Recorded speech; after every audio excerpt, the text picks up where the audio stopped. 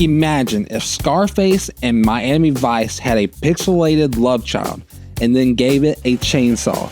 That's GTA Vice City, and it might just be the greatest thing Rockstar has ever made before they lost the plot.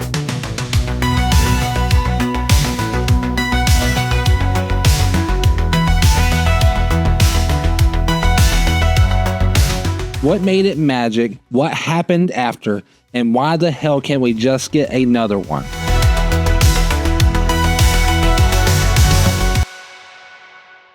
Let's rewind to 2002. The PS2 is dominating. Everyone's fresh off of GTA 3's grayscale chaos. Then Rockstar drops Vice City, and it's like someone poured synthwave all over your crime spree. This wasn't just GTA 3, but sunny.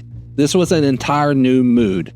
Miami in the 80s, the neon, the pastel suits, the sheer volume of cocaine references. It felt like a crime documentary directed by Lisa Frank. And the soundtrack, revolutionary. Before Vice City, licensed music in games was a flex. After Vice City, it was the entry fee. 7 radio stations, 9 hours of certified bangers, and not just tunes. World building, fake DJs, wild commercials, station identities that somehow felt realer than actual radio. You haven't lived until you're mowing down pedestrians in a stolen car while Hall & Oates tells you you're out of control. That's therapeutic. And then Tommy Vercetti, voiced by Ray Liotta, who allegedly hated the recording sessions, but you wouldn't know it. Tommy had personality. He was a hot-headed, one-liner dropping, pastel-wearing nightmare, and we loved him for it. Unlike Claude from GTA 3, Tommy didn't just react. He acted. He took over. He rose through the criminal underworld with actual narrative juice. Scarface meets Die Hard, but with worse gunplay and more attitude. Vice City was Rockstar before the feature creep, before every open-world game must include fishing, taxes, and a relationship meter. It was focused, streamlined, fun. The map, smaller than San Andreas or GTA 5, sure, but it was tighter, like a 5-star tasting menu versus an all-you-can-eat buffet. Every corner had purpose. No empty deserts, no hiking simulators, just pure, uncut criminal chaos. And the missions? Balanced, creative, not yet buried under fail the mission if you sneeze out of order rules. Vice City handed you an objective and said figure it out. Want to drop explosives from a helicopter? Go for it. Want to snipe a target from a blimp? Respect.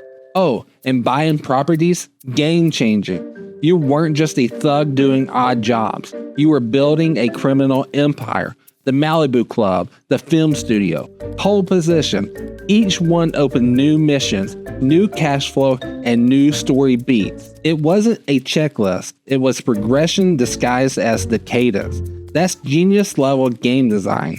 Then came San Andreas, and don't get it twisted, it was incredible.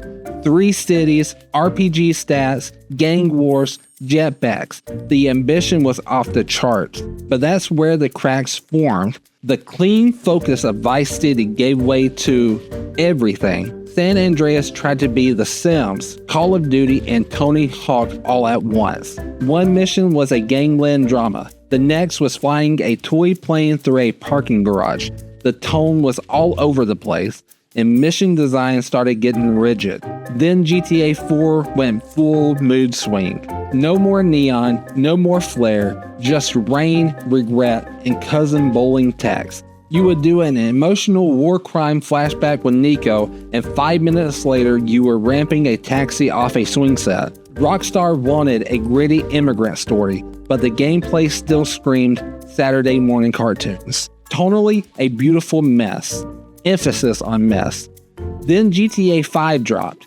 Technically flawless, huge, gorgeous, 3 playable characters, satire for days, but something was missing.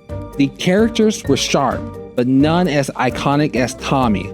The story was solid, but it lacked soul. The map was enormous, but felt more like a playground than a place. And then there's the real elephant in the strip club, GTA Online.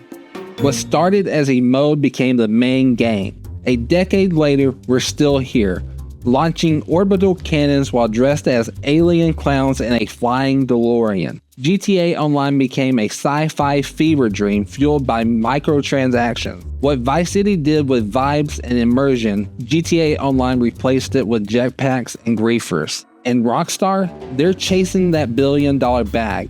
Who can blame them? But somewhere along the way, the focus shifted from telling unforgettable stories to selling unforgettable chaos. Now, to be fair, Red Dead Redemption 2 brought back some of the narrative fire. It's stunning, emotional. Arthur Morgan is a top-tier Rockstar protagonist. But the mission design, Red Dead 2's realism is impressive until it breaks immersion. Want to open a drawer? Watch a 5-second animation. Want to loot a room? Block off 10 minutes. But try to approach a mission creatively and boom, instant fail.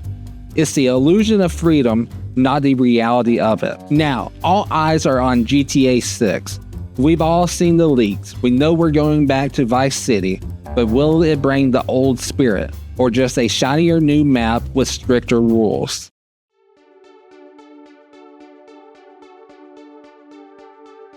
Vice City wasn't perfect. The shooting sucked, the RC missions were evil incarnated, and Tommy still allergic to water. But it was Rockstar at their most daring, a time before billion-dollar expectations, before microtransactions ruled the design meeting, before fun had to be realistic. Vice City wasn't trying to simulate life, it was trying to simulate being Tony Montana in a fever dream.